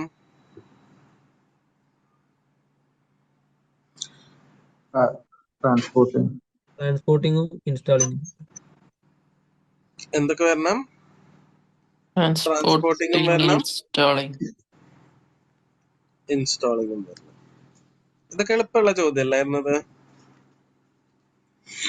പിന്നെ ഇനീഷ്യൽ ക്യാരിങ് എമൗണ്ടിൽ എന്തൊക്കെ വരൂല? ട്രെയിനിങ്ങും വരൂല, മെയിൻ്റനൻസും വരൂല.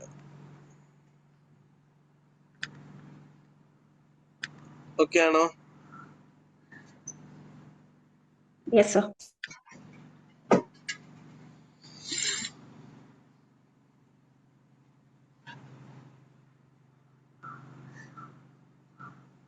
Again 2 സാധനങ്ങള്. In accordance with 21, the effects of changes in foreign currency exchange rates, which 2 of the following foreign currency exchange rates may be used to translate purchases and sales made in foreign currency? ഏതൊക്കെയാണ്?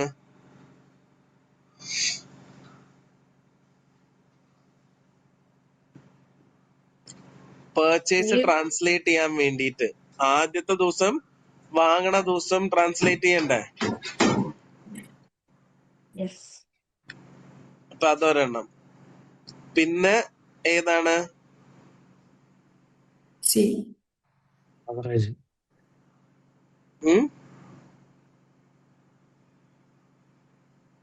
Average rate. Average rate എങ്ങനെ മാത്രം? Provided there have been no significant fluctuations. അങ്ങനെയാണെങ്കിൽ ഇതെടുക്കാം. ശരിക്കും ഏതെടുക്കാൻ പാടുള്ളൂ? ശരിക്കും നമ്മൾ പഠിച്ചത് വെച്ചിട്ട് എ മാത്രമാണ് ആൻസർ. നമുക്ക് ഏത് പറ്റൂല? ബിയും ഡിയും പറ്റൂല. സി എന്തുകൊണ്ടാ പറ്റിയത്? അവരവിടെ ഒരു സാധനം എടുത്ത് പറഞ്ഞോണ്ടാ. അതായത് നമുക്കൊരു റേറ്റ് തന്നിട്ടില്ലടാ, സ്പോട്ട് റേറ്റ് തന്നിട്ടില്ല എന്ന് വിചാരിക്കും. പക്ഷെ നമ്മൾ പർച്ചേസ് ചെയ്തു. അപ്പൊ എല്ലാ ദിവസത്തെയും റേറ്റ് ഏകദേശം സിമിലർ ആയിരുന്നു. അവരൊരു ആവറേജ് എടുത്ത് തന്നാ അത് എടുക്കാൻ പറ്റുമല്ലോ.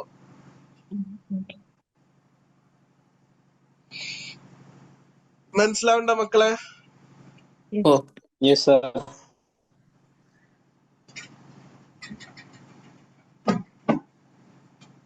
സാറേ പറയോ. ചോദിക്കുന്നത് ഒരു എമൗണ്ട് തന്നില്ലേലാണ്, അല്ലെങ്കിൽ നമ്മൾ നോർമലി ബാലൻസ് ഉള്ള എമൗണ്ട് ബിഗിനിങ് അല്ലെ അതായത് അക്കൗണ്ടിങ് അങ്ങനെയല്ലടാ, അങ്ങനെയല്ല. ഇത് റിസീവബിൾ പേബിൾ ഒന്നുമല്ല ചോദിക്കുന്നത്.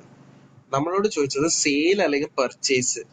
സെയിൽ അല്ലെങ്കിൽ പർച്ചേസ് നമ്മൾ എപ്പോഴും ട്രാൻസാക്ഷൻ ഡേറ്റിന്റെ സ്പോട്ട് റേറ്റിനാണ് ചെയ്യാം. ഓക്കെ അല്ലേ? അത് ഓക്കെ. അതല്ലാണ്ട് നമുക്ക് വേറെ ഏത് റേറ്റും കൂടി ഉപയോഗിക്കാൻ പറ്റുമെന്ന് ചോദിക്കുകയാണെങ്കിൽ ആവറേജ് റേറ്റ് ഉപയോഗിക്കാം. Provided there have been no significant fluctuations throughout the year. എല്ലാ ദിവസവും 25, അടുത്ത ദിവസം 25.5, അടുത്ത ദിവസം 25.3, അടുത്ത ദിവസം 25.2, അങ്ങനെ 25 അങ്ങനെയൊക്കെ എടുക്കണ ദിവസത്തിന്റെ മൊത്തം ആവറേജ് എടുത്താൽ ഒരു 25 തന്നെയല്ലേ എത്താ. അപ്പൊ അത് ഉപയോഗിക്കാന്നാണ് പറയണത്. ഇനി ആദ്യത്തെയും രണ്ടാമത്തെയും ഉള്ള സമയത്ത് രണ്ടാമത്തെ ഉപയോഗിക്കരുത്, ആദ്യത്തെ തന്നെ ഉപയോഗിക്കണം. ആദ്യത്തെ സ്പോട്ട് റേറ്റ് തന്നിട്ടില്ലെങ്കിൽ ഏത് ഉപയോഗിക്കാം?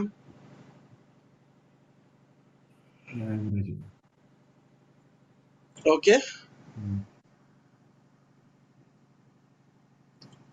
ഓക്കെ ആണോ മക്കളെ?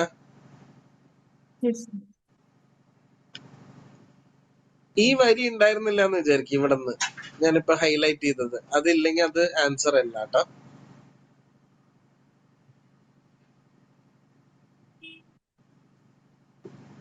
ഓക്കെ അല്ലേ?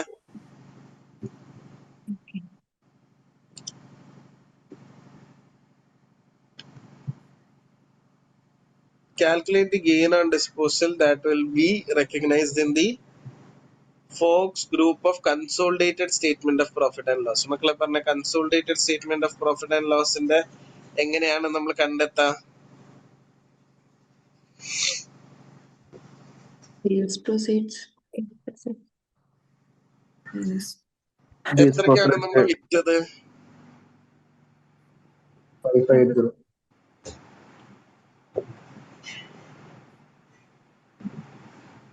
The goodwill and the date of acquisition. നമ്മൾ എത്രക്കാ വിറ്റത് മക്കളെ? 5580. 5580 വിറ്റത്. ഇതൊക്കെയാണോ? ഇനി അതിൽ നിന്ന് എന്തൊക്കെ എടുത്ത് കളയണം നമ്മള്? Net assets. നെറ്റ് അസെറ്റ്സ് എത്രയാ? 4464 പ്ലസ് ഗുഡ്വിൽ എത്രയാ? 1674. അപ്പൊ ടോട്ടൽ എത്ര വന്നു? 4464 അല്ല 4464 പ്ലസ് 1647 എത്ര വന്നു?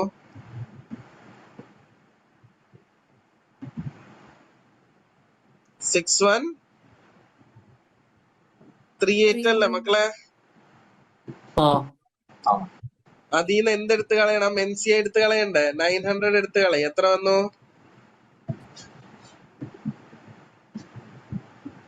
6138 900 എടുത്ത് കളഞ്ഞു. എത്രയാ? 5238. 5238ന്റെ സാധനമാണ് 5580 വിറ്റത്. അപ്പൊ എത്ര ലാഭം? 342. മക്കളെ ഞാൻ പറയണം നിങ്ങൾക്ക് എത്തണ്ട? 342. ഇല്ല സർ, ഒന്നുകൂടെ പറയാമോ? ഒന്നും കൂടി പറയാം. ഫോർമുല വെച്ച് തന്നെ എഴുതാം. പ്രൊസീഡ്സ് അല്ലെങ്കിൽ സെയിൽ എമൗണ്ട്. ഓക്കെ അല്ലേ? ഓക്കെ. എത്രക്കാണ് വിറ്റത്? 5580. പിന്നെ നെറ്റ് അസെറ്റ്സ് വേണം, ഗുഡ്വിൽ വേണം. അതിന്ന് എന്ത് മൈനസും ചെയ്യണം? NCI. നമുക്ക് അതിന്റെ ഒക്കെ ഇതുകൾ നോക്കാം. 4464 1674 ട്ടാ, ഓർത്ത് വെച്ചോ. നെറ്റ് അസെറ്റ്സ് 4464 പിന്നെ 1674 ഗുഡ്വില് പിന്നെ NCI എത്രയാ? 900. സെയിൽ എമൗണ്ട് ഇതിവിടെ ഇരിക്കട്ടെ. ഇതിന്റെ ഒക്കെ ടോട്ടല് കോസ്റ്റ് എത്ര ഉണ്ട്? 4464 പ്ലസ് 1647 is 6138 മൈനസ് 900 is 5238. അപ്പൊ 5238ന്റെ സാധനമാണ് 5580 വിറ്റത്. അപ്പൊ എത്രയാണ് ഗെയിൻ? 342. $342. ഇപ്പൊ മനസ്സിലായില്ല എന്ന് പറഞ്ഞ ആൾക്ക്? മനസ്സിലായി സാർ. ഇപ്പൊ ഒരു ഇമ്പയർമെന്റ് വരികയാണെങ്കിൽ അത് ഗുഡ് വില്ലിൽ നിന്ന് ലെസ് ചെയ്യാം. ഇമ്പയർമെന്റ് ഉണ്ടാവുകയാണെങ്കിൽ അത് ഗുഡ് വില്ല് കുറച്ചാണ്. Okay, okay.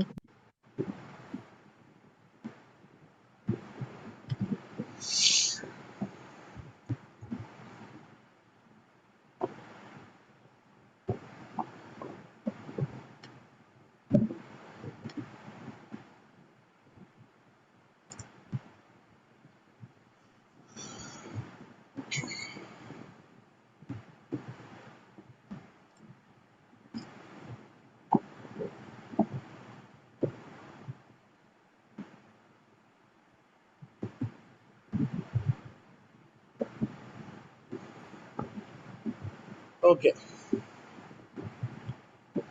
ഇവിടെ നമ്മളോട് എന്താ ചോദിച്ചത്? The graph below represents the trend in both basic and diluted EPS since 2013. Complete the EPS trend analysis by calculating the diluted EPS for the 30 September 2015. അപ്പൊ നമ്മൾ എന്ത് കാൽക്കുലേറ്റ് ചെയ്യാനാണ് പറഞ്ഞിട്ടുള്ളത്? Diluted EPS. ഡൈല്യൂട്ടഡ് EPS ഒന്ന് calculate ചെയ്ത് ഇത് വെച്ചിട്ട് share options അല്ലേ മക്കളെ? ഈ ഷെയർ ഓപ്ഷൻസിന്റെ ക്വസ്റ്റ്യൻ ചെയ്തത് ഓർമ്മ ഉണ്ടോ? സെയിം ക്വസ്റ്റ്യൻ ചെയ്തിട്ടുണ്ട്. നമുക്കൊന്ന് ചെയ്ത് നോക്കിയാലോ? ഷെയർ ഓപ്ഷൻസിന്റെ ഫോർമുല എന്താണ്? ഏർണിങ്സ്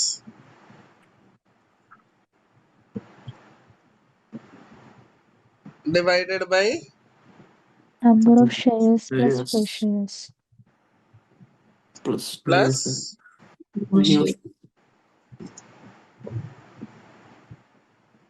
ഓക്കെ അല്ലേ?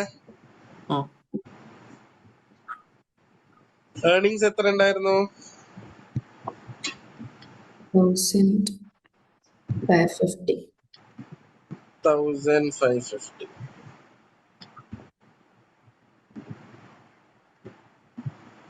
നമ്പർ ഓഫ് ഷെയർസ് എത്ര ഉണ്ടായിരുന്നു?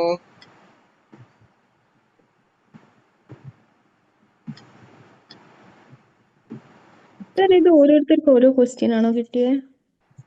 അല്ല, നിങ്ങളുടെ ടെസ്റ്റ് പേപ്പറിൽ ഈ ക്വസ്റ്റ്യൻ ഉണ്ടാവില്ല, കാരണം ഗ്രാഫ് നമുക്ക് ഇടാൻ പറ്റുണ്ടായിരുന്നില്ല.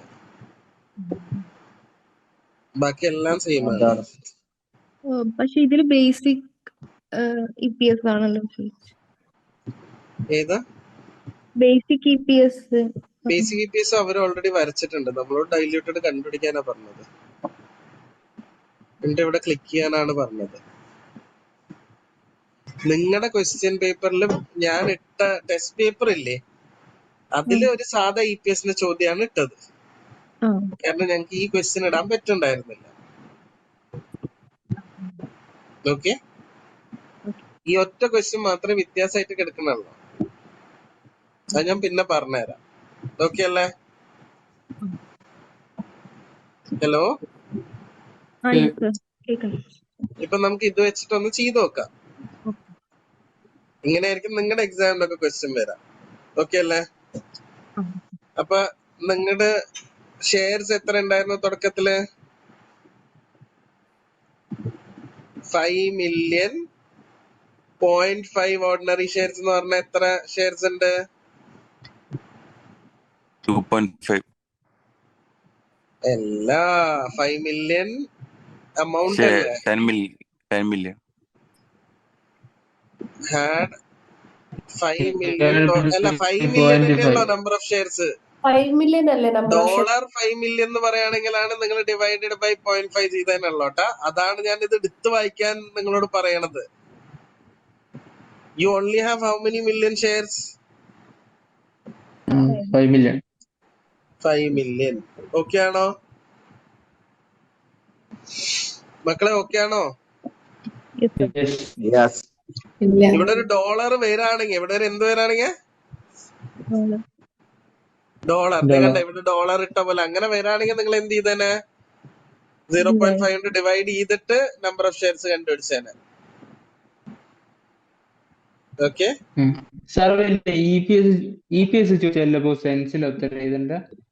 എന്താ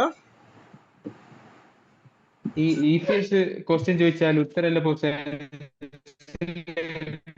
സെന്റിൽ എഴുതണം എന്നാണോ? അത് അവര് പറയും സെന്റിലാണോ വേണോ എന്നുള്ളത്. ഓക്കെ അല്ലേ? അവര് പറയൂടാ സെന്റിൽ എഴുതണോ വേണ്ടോ എന്നുള്ളത്. വെറും ബോക്സ് തരാണെങ്കിൽ സെന്റിൽ എഴുതണ്ട. സർ ഇപ്പൊ ബോക്സിൽ നമുക്ക് കുറച്ച് ആൻസർ സെന്റ് എഴുതിയിട്ടുണ്ടെങ്കിൽ സെന്റിൽ എഴുതണം. 0.47 കിട്ടിയെങ്കിൽ ടു ദി നിയറസ്റ്റ് 1 ഡെസിമൽ എന്ന് പറയുമ്പോ അതെങ്ങനെ റൗണ്ട് ചെയ്യാ? എന്താ 0.47 എന്നാണ് നമുക്ക് ആൻസർ കിട്ടി. അപ്പൊ നമ്മളോട് ടു ദി നിയറസ്റ്റ് 1 ഡെസിമൽ എന്ന് പറഞ്ഞിട്ട് റൗണ്ട് ചെയ്യാൻ പറഞ്ഞേ. 0.47. അപ്പൊ റൗണ്ട് ഓഫ് ടു എത്ര ഡെസിമൽ? 1 ഡെസിമൽ. അപ്പൊ നിയറസ്റ്റ് 1 ഡെസിമൽ. 0.5. ഓക്കെ സാറേ അത് പക്ഷെ എക്സാമിന് അങ്ങനെയാ ചോദിച്ചത്. എന്നിട്ട് ഞാൻ 0.5 എഴുതിയിട്ട് എനിക്ക് ഉത്തരം തെറ്റായിട്ട്. അങ്ങനെ ആൻസർ തെറ്റായി. അത് 47 അത് നോക്കണ്ടടാ. എന്താണെന്ന് അറിയോ? അത് നിങ്ങളുടെ ക്ലാസ് മാർക്കറിന്റെ അല്ലേ? അത് അവിടെ നിന്ന് ഫീഡ് ചെയ്ത് കൊടുത്തതിന്റെ എന്തെങ്കിലും പ്രശ്നമായിരിക്കും. അന്നേരം 0.5 അല്ലേ ഉത്തരം ശരി? 0.5 ആണ് ഉത്തരം ശരി.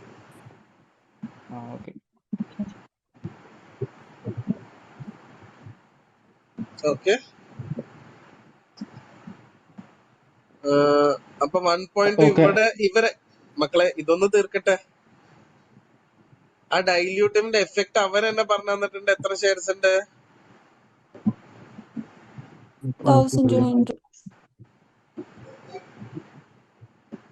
1200 ഉണ്ട് എന്ന് പറഞ്ഞു അല്ലേ? അപ്പൊ നമുക്ക് ഡയറക്ട്ലി എന്തെടുക്കാം? 1200 എടുത്തൂടെ? അവര് നമ്മളോട് കാൽക്കുലേറ്റ് ചെയ്യാൻ പോലും പറഞ്ഞിട്ടില്ല. അവരെന്നെ എടുത്ത് തന്നിട്ടുണ്ടല്ലോ.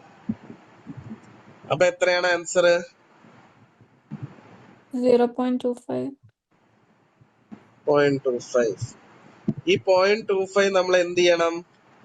ഇവിടെ മാർക്ക് ചെയ്യണം. 0.25 എന്ന് പറഞ്ഞാൽ എത്ര സെൻസ്? എത്ര സെൻസ് മക്കളെ? 25 സെൻസ്. അപ്പൊ 25 സെൻസിന്റെ ഈ വരിയില് ഇവിടെ പോയിട്ട് നമ്മൾ എന്ത് ചെയ്യും? മാർക്ക് ചെയ്യും.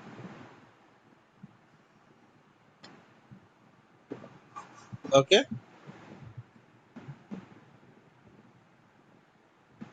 ഓക്കെ അല്ലേ?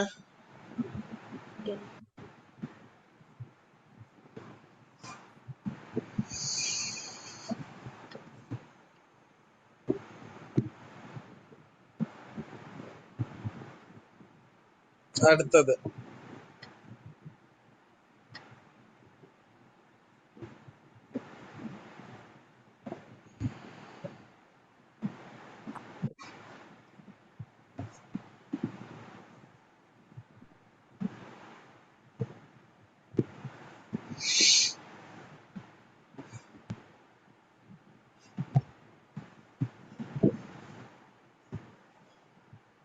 Final MCQ. പറയും. Complete the following table by dragging and dropping the tokens to the appropriate places to reflect the calculation for working capital cycle as 30 September 2015 ആണ് നമ്മളോട് ചോദിച്ചത് അല്ലേ?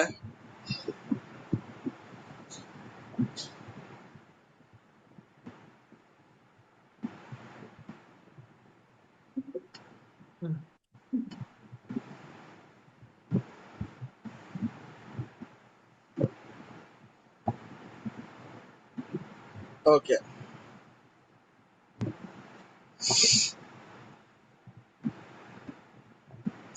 അപ്പൊ നമ്മളോട് എന്താണ് ചോദിക്കണത്? ABCD എന്താണ്?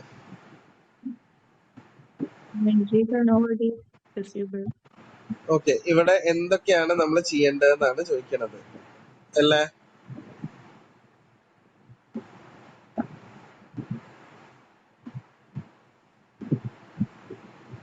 പറഞ്ഞ മക്കളെ എന്താ ചെയ്യേണ്ടത്? ആദ്യം നമ്മളിത് കാൽക്കുലേറ്റ് ചെയ്യല്ലേ നല്ലത്? അപ്പൊ അതിന് നമ്മൾ എന്തൊക്കെ കാൽക്കുലേറ്റ് ചെയ്യണം? Inventory turn over period calculate ചെയ്യണം, റിസീവബിൾ കളക്ഷൻ പീരീഡ് കാൽക്കുലേറ്റ് ചെയ്യണം, പേബിൾ കളക്ഷൻ പീരീഡ് കാൽക്കുലേറ്റ് ചെയ്യണം. എന്നാലാണ് നമുക്ക് എന്ത് കാൽക്കുലേറ്റ് ചെയ്യാൻ പറ്റുള്ളൂ? വർക്കിംഗ് ക്യാപിറ്റൽ സൈക്കിൾ കാൽക്കുലേറ്റ് ചെയ്യാൻ പറ്റുള്ളൂ. ഓക്കെ അല്ലേ? സ്ക്രാച്ച് പാഡ് എടുക്കാം. പറയും എങ്ങനെയാണ് കാൽക്കുലേറ്റ് ചെയ്യാ? ഇൻവെന്ററി ടേൺ ഓവർ പീരീഡ് മക്കളെ.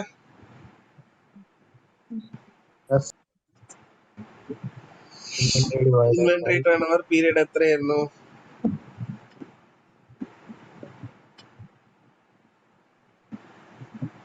ഇൻവെന്ററി ടേൺ ഓവർ 6 ടൈംസ് അല്ലേ? അപ്പൊ 6 വട്ടം ഇൻവെന്ററി ടേൺ ഓവർ ആയി. അപ്പൊ 365 days divided by 6 times. 365 divided by 6 എത്ര വന്നു? 61. 61 days. അടുത്തത് റിസീവബിൾസ് കളക്ഷൻ പീരിയഡ്. എങ്ങനെയാ കണ്ടുപിടിക്കുക? 699 റിസീവബിൾസ് ഡിവൈഡഡ് ബൈ എന്താണ് എടുക്കുക? ക്രെഡിറ്റ് സെയിൽസ് ഇൻടു 365 എത്ര വന്നു? 51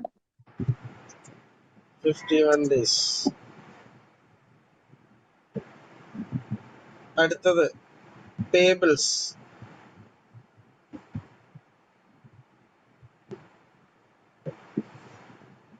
പേബിൾസ് പേയ്മെന്റ് പീരിയഡ് എത്ര വരും?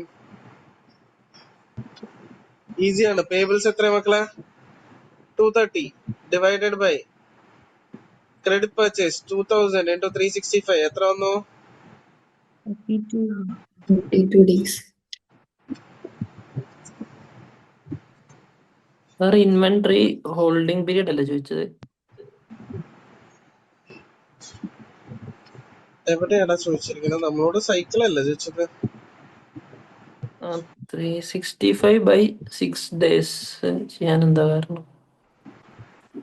ഇവിടെ ഇൻവെന്ററി വിറ്റത് നേരെ തന്നിട്ടില്ല, പകരം ഇൻവെന്ററി ടേൺ ഓവർ ആണ് തന്നത് നമുക്ക് അല്ലേ?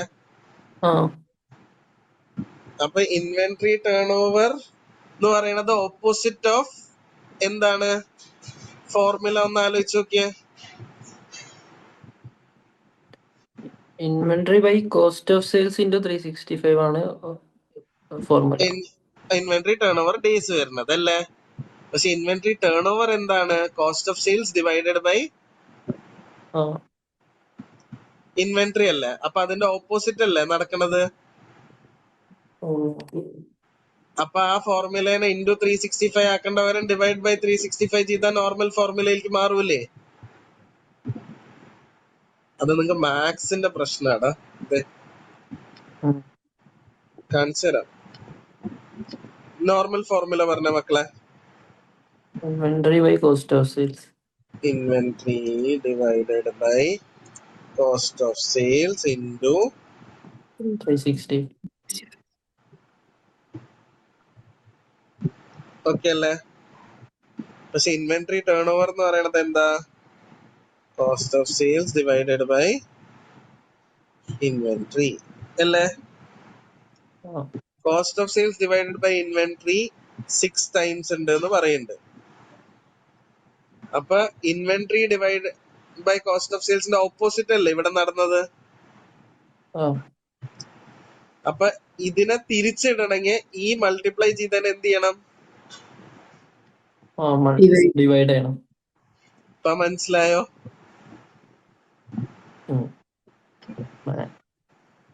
മാത്സ് അത്യാവശ്യം ലോജിക്കലി ഇതെന്താണെന്ന് അറിയാം, നമ്മൾ ചെറുപ്പത്തിൽ ഇങ്ങനെ തിരിച്ചും മറിച്ച എക്സ് വെച്ചിട്ട് കളിച്ചിരുന്നില്ലേ? അത് നല്ലോണം അറിയണ ആൾക്കാർക്ക് ഇത് പെട്ടെന്ന് കത്തും, അല്ലെങ്കിലാണ് ഇത് പെടാ. Okay okay.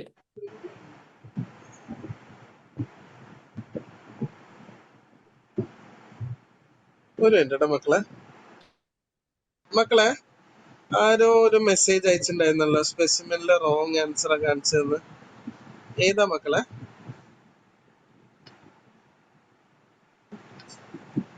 ആ ഗ്രാഫ് മാർക്ക് ചെയ്തതാണോ? ഹലോ, അല്ല, ഒരു 32,300 ആണ്. 32,300 അതാണ് ഉത്തരം. പക്ഷെ ഓപ്ഷനിൽ 300 ഇല്ല, ഒന്നിട്ട് 30 അല്ലെങ്കിൽ 30,000 ആ ലെവലായിരുന്നു. ഏതാ ക്വസ്റ്റ്യൻ? അത് നോക്കണം. അല്ല, നിങ്ങളുടെ മോക്കിലാണോ? അതെ, നോക്കില്ല. ഞാൻ ഇപ്പൊ കാണിച്ചതിൽ ചെയ്തതിൽ തെറ്റുണ്ടായിരുന്നോ? ഇല്ല ഇല്ല. ആ ഓക്കെ, ഞാൻ അതാണ് വിചാരിച്ചത്. അത് നോക്കണ്ട. അത് നമ്മുടെ മെന്റേഴ്സ് ഈ ക്വസ്റ്റ്യൻസ് എടുത്തിട്ട് അവരെന്നെ ഫില്ല് ചെയ്ത് ഉണ്ടാക്കി തന്നതാണ് നിങ്ങളുടെ ക്ലാസ് മാർക്കറിൽ. അപ്പൊ വരുന്ന കുഞ്ഞു തെറ്റുകൾ ഉണ്ടാവൂടാ. ഇതിപ്പോ ഓക്കെയാണോ ഈ 3 കണ്ടുപിടിച്ചത്? അപ്പൊ നമ്മുടെ ക്യാഷ് സൈക്കിൾ എത്രയാ? Working capital cycle inventory days plus receivable days minus payable days. എത്ര വന്നു? 70. 70. ഇനി നമ്മള് ഇതൊക്കെ ഓരോന്നായിട്ട് പറയണം. 61 നമ്മൾ എന്ത് ചെയ്തു? ആഡ് ചെയ്തു. 51 ആഡ് ചെയ്തു. 42 മൈനസ് ചെയ്തു. ഇനി പറയും ഇൻവെന്ററി ഡേയ്സ് എത്ര ഡേയ്സ് ഉണ്ടായിരുന്നു? 61. Receivable days 51. മറ്റേത് 42. ഓക്കെ അല്ലേ? റിസീവബിൾ ഡേയ്സ് ഇൻവെന്ററി ഡേയ്സിലേക്ക് എന്ത് ചെയ്യും? ആഡ് ചെയ്യും. ഇതെന്ത് ചെയ്യും? സബ്ട്രാക്ട് ചെയ്യും. അപ്പൊ നമുക്ക് എത്ര കിട്ടും? 70. ഓക്കെ ആണോ?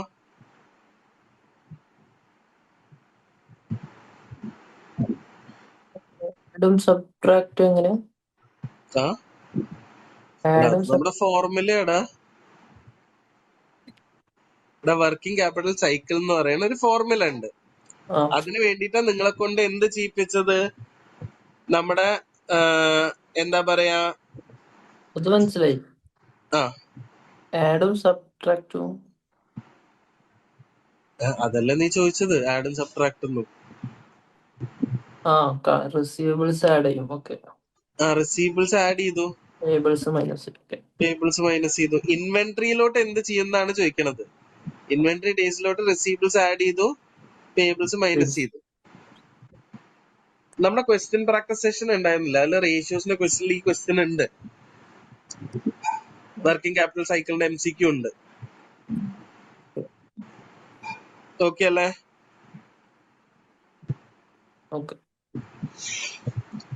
മക്കളെ ഈ കറക്റ്റ് ആയിട്ട് നിങ്ങളെല്ലാരും കപ്ലാനും BPPയും നല്ല വൃത്തിക്ക് പ്രാക്ടീസ് ചെയ്ത് തീർത്തിട്ടുണ്ടായിരുന്നെങ്കിൽ ഈ നേരത്തെ ചെയ്ത മറ്റേ ഗ്രാഫിന്റെ ക്വസ്റ്റ്യൻ ചിലപ്പോ തെറ്റിയാണ്. പക്ഷെ ഈ 15 ക്വസ്റ്റ്യൻസിൽ ഒരു 10 ക്വസ്റ്റ്യൻസിന്റെ അടുത്തേക്ക് നിങ്ങൾക്ക് കറക്റ്റ് ആക്കാൻ പറ്റിയ കാരണം കുറെ സിമിലർ ആയിരുന്നു.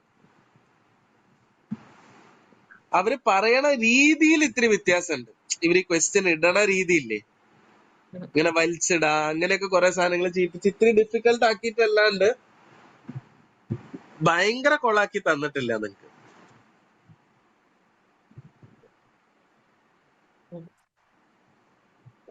ഓക്കെ ആണോ? ഈ 15 ക്വസ്റ്റ്യൻസ് ഇപ്പൊ നല്ല വൃത്തിക്ക് മനസ്സിലായോ? ഞാൻ അതുകൊണ്ടാണ് ഇത്രയും സ്ലോയിൽ എടുത്തു പോയത് കേട്ടാ. ഇനി നമുക്ക് നമ്മുടെ മൊത്തം എന്ത് തീർത്തിട്ടുണ്ട്? സെക്ഷൻ A ക്വസ്റ്റ്യൻസ് തീർത്തിട്ടുണ്ട്. ഇനി നാളത്തെ ക്ലാസ്സിൽ നമുക്ക് സെക്ഷൻ Bയും മറ്റന്നാളത്തെ ക്ലാസ്സിൽ സെക്ഷൻ Cയും ചെയ്യാം. ഓക്കെ അല്ലേ?